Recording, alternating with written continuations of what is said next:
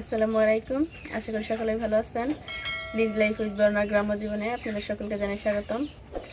দেখা যায় যে গত শুক্রবার আমরা কোনো ভিডিও পোস্ট করতে পারি নাই, তার কারণ বৃহস্পতিবার দিন আমি যখন মা মুস্তাকিমকে মাদ্রাসায় খাওয়াইতে যাই টিফিন, তো হঠাৎ করে রাস্তার থেকে কোথা থেকে জানি অনেকগুলো মৌমাছি এসে আমার একদম শরীরের উপরে বসে গেল।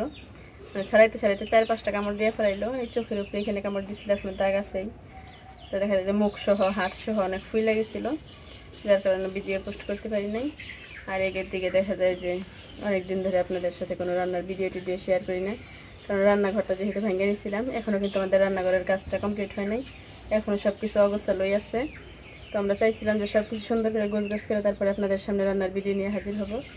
আর এদিকে দেখা যায় যে আমাদের এখানে টানা 3 দিন যাবৎ বৃষ্টি হইতেছে, তো বাইরে যেয়ে কোনো ভিডিও করার মতো সেরকম সুযোগ নাই, যার কারণে ভাবতেছি যে এর আগে আপনাদেরকে বলছিলাম যে আমাদের গাছ থেকে কাঁঠাল পাইরে এনে সেগুলোর রান্না আপনাদের সাথে শেয়ার করবো। তো ভাবতেছি যে আমাদের ঘরের পিছনে যে কাঁঠাল গাছটাতে কাঁঠাল ধরছে, তো এখান থেকে আজকে কাঁঠাল পাইরে নিয়ে এসে কাঁঠাল রান্নার রেসিপিটা আপনাদের সাথে শেয়ার করি। তো চলুন আমরা কাঁঠাল গাছ থেকে কাঁঠালটা পাইরে নিয়ে আসি। আজকে কাঁঠালটা কিন্তু আপনাদের ভাইয়ে পাইরে দিব, ও গাছে উঠতেছে। এই কাছে না ওই দেখে পাইরে যে পাড়ার সাথে ঝুলাই গেছে না, ওইখান থেকে দেখে একটা পারো পারতে পারো ওইখান থেকে দেখো, একটু ছোট দেখে পাইলে বড় দেবেন কারণ না। আজকে কিন্তু আকাশে প্রচুর মেঘ করছে, সকালে অনেক বৃষ্টি হয়েছে, কালকে তার আগের দিন মানে সারাদিন যাবত এক নাগার আগে বৃষ্টি হয়েছে। আজকে তার দুপুর দিকে একটু শুরু হয়েছিল, আবার বৃষ্টি নামছিল, এখন আবার মনে হয় মেঘ হয়ে একদমই হয়ে গেছে, আবার বৃষ্টি নামবো। দাদা আমার বড় হয়ে গেছে, কষ্ট করতেছে।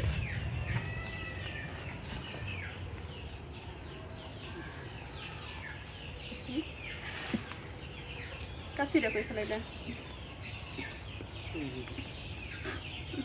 কাল করতে।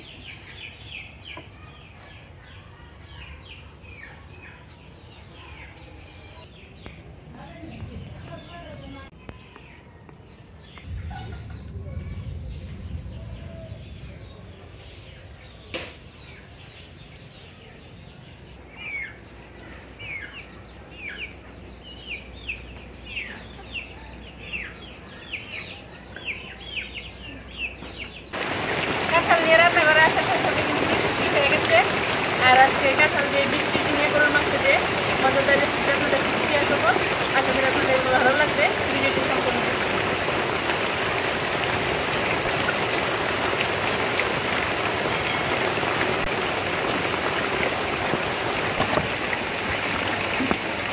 আর কয়েকদিন পরে কাঁঠাল পারলে কিন্তু একদম কাঁঠালটা পাই খেয়ে যেত।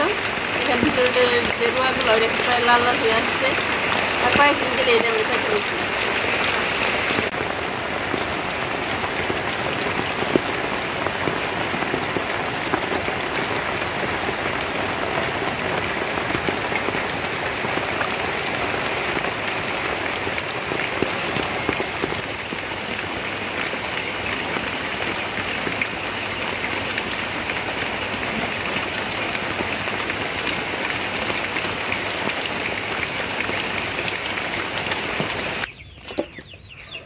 পুরো কাঁঠালটা আমি কেটে নিচ্ছি, এবারে কাঁঠালটা আমি পানিতে ভাপ দিয়ে নেব। তো এটা একবারে ভাপ দেওয়া যাবে না, কড়াইটা আমার ছোটো, ওইটাকে 2বারে ভাপ দিয়ে নেব।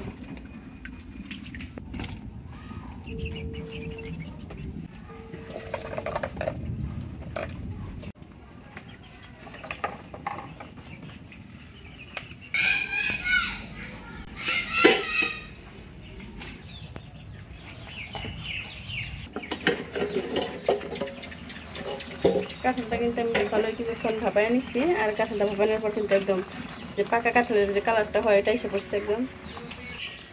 এবার কাঁঠালটা আমি কিছুক্ষণ ঠান্ডা করে নেব।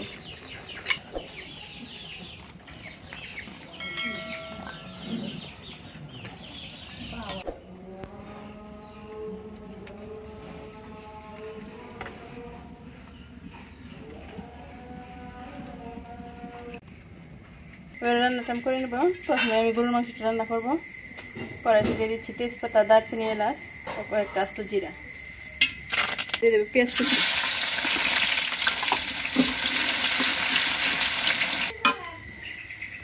এবার দিয়ে দেবো আদা বাটা, রসুন বাটা,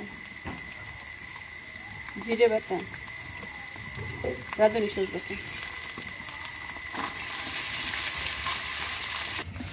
বাটা মশলাগুলো তেলে কিছুক্ষণ ভেজে নিচ্ছি। এবার সব গুঁড়া মশলা দিয়ে দেবো। আর এই কাঁঠাল রান্না করতে গেলে কিন্তু সব মশলার পরিমাণটা একটু বেশি বেশি দিতে হয়। মশলাটা কষানো হয়ে গেছে, এবার মশলাগুলো দিয়ে দেবো।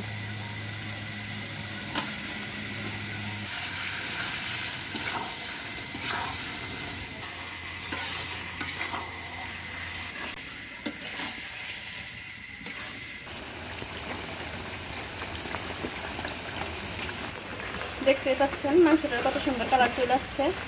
এটা কিন্তু প্রায় সিদ্ধ হয়ে আসছে। এবারে আবার আমি কাঁঠাল দিয়ে কিছুক্ষণ কষিয়ে নেব।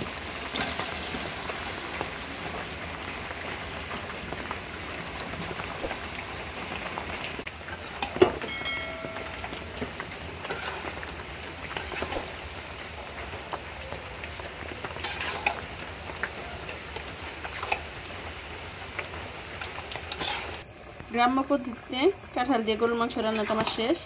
দেখতে পাচ্ছেন আমি কাঁঠালের তরকারিটা একদম ভাজা ভাজা করে রাখছি। আর কাঁঠালের তরকারিটা কিন্তু এরকম ভাজি ভাজি খাইতে বেশি মজা লাগে। আপনারা যদি চান একটু সুরা শহরাই খেয়েও খাইতে পারেন, তবে কাঁঠালের তরকারিটা এরকম ভাজি ভাজি করে খাইলে বেশি মজা লাগে। প্রচণ্ড বৃষ্টির কারণে আজকে রান্না করতে একটু লেট হয়ে গেছে। এখন রাত্রি বাজে 9:30। তাই আজকের ভিডিওটা খাওয়া পর্যন্ত নিয়ে যেতে চাইতেছি না। আজকের ভিডিওটা এখানে শেষ করতে চাইতেছি। আর দেখা যায় যে এদিকে আমাদের ভিডিও পোস্ট হইতে আর মাত্র এই ভিডিওর পরে একটা ডেট আছে, সেটা হচ্ছে শুক্রবার। আর শনিবার দিন ঈদ।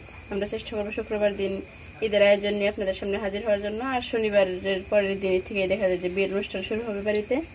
তো আমার ননদের পুরো বিয়ের অনুষ্ঠান দেখতে আপনারা আমাদের সাথেই থাকবেন।